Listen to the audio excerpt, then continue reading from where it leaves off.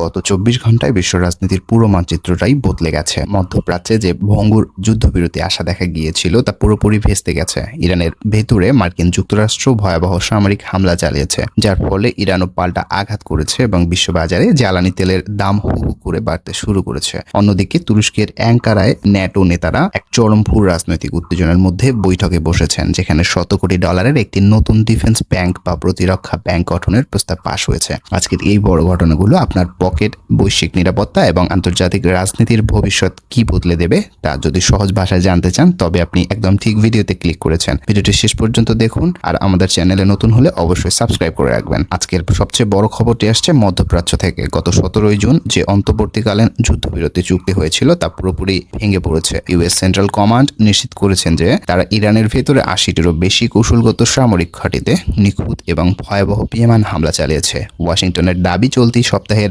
শুরুতে ইরানের বাহিনী অত্যন্ত গুরুত্বপূর্ণ আন্তর্জাতিক নৌপথ হরমুজ প্রণালীতে বাণিজ্যিক জাহাজ এবং এলএনজি ট্যাঙ্কার লক্ষ্য করে ক্ষেপণাস্ত্র ছুড়েছিল। তারই জবাবে এই ব্যাপক সামরিক পদক্ষেপ। তবে উত্তেজনা এখানেই শেষ নয়। এই হামলার পরপরই ওয়াশিংটন একটি বড় কূটনৈতিক চাল চালিয়েছে। তারা ইরানের তেল বিক্রির একটি বিশেষ ছাড়পত্র বা ওয়েভার বাতিল করেছে, যার ফলে বিশ্ববাজারে ইরানের তেল বিক্রির পথ আবারও সম্পূর্ণ বন্ধ হয়ে গেছে। ইরানও এর জবাবে চুপ করে বসে থাকেনি। ইরানের রাষ্ট্রীয় সংবাদ মাধ্যমের খবর অনুযায়ী তারা সরাসরি পাল্টা আঘাত হিসেবে বাহরাইন এবং কুয়েতের অবস্থিত মার্কিন সামরিক ঘাঁটিগুলো লক্ষ্য করে হামলা চালিয়েছেন। তেহরানের কর্মকর্তা হুঁশিয়ারি দিয়ে বলেছেন দাদাগিরির দিন শেষ।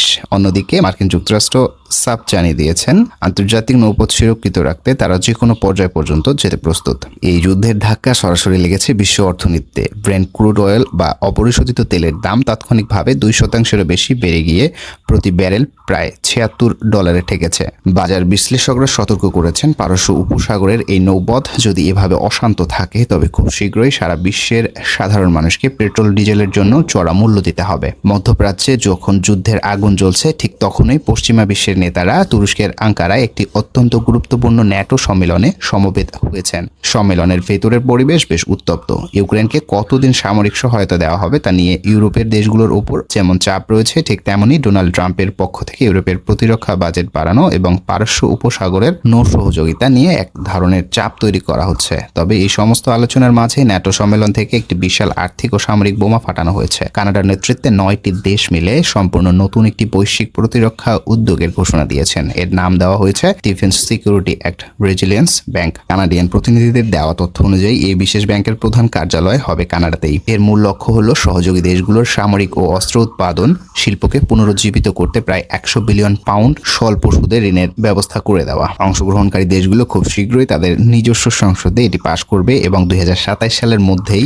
এই ব্যাংকটি পুরোদমে চালু করার পরিকল্পনা করা হয়েছে। ভূ রাজনৈতিক বিশেষজ্ঞরা বলেছেন, মিত্র দেশগুলোর সামরিক শক্তি বাড়ানোর জন্য এটি একটি ঐতিহাসিক পদক্ষেপ হলেও কানাডা ছাড়া G7 জোটের অন্য বড় অর্থনৈতিক পারশক্তিগুলো এখনো এতে যোগ দেয়নি। ফলে বিশ্বজুড়ে চলমান এই অস্থিরতার মধ্যে এই ব্যাংকটি কতটা প্রভাব ফেলতে পারে তা নিয়ে কিছুটা সংশয় রয়ে যায়। এবার চলুন এক নজরে দেখে নেওয়া যাক বিশ্বের অন্যান্য প্রান্তের কিছু দ্রুত পরিবর্তনশীল ঘটনা। প্রথমত, ইউরোপে ইউক্রেনের একটি অত্যন্ত আধুনিক ড্রোন হামলা সফলভাবে রাশিয়ার অন্যতম বৃহত্তম তেল শোধনাগারে কার্যক্রম পুরোপুরি স্তব্ধ করে দিয়েছে। এই হামলার ফলে রাশিয়ার অভ্যন্তরীণ জ্বালানি সরবরাহের পর বড় ধরনের সংকট তৈরি হয়েছে।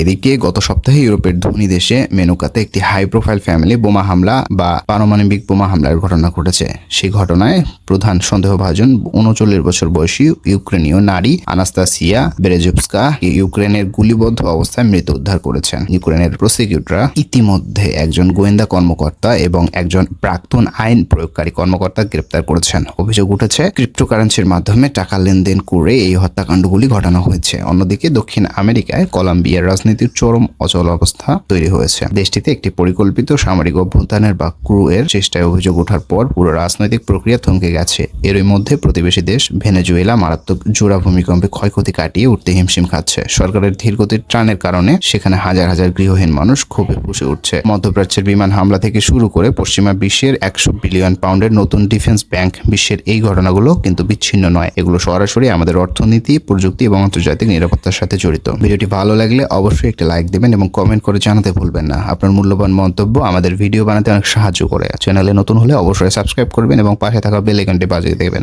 ভালো থাকবেন, সুস্থ থাকবেন। ধন্যবাদ।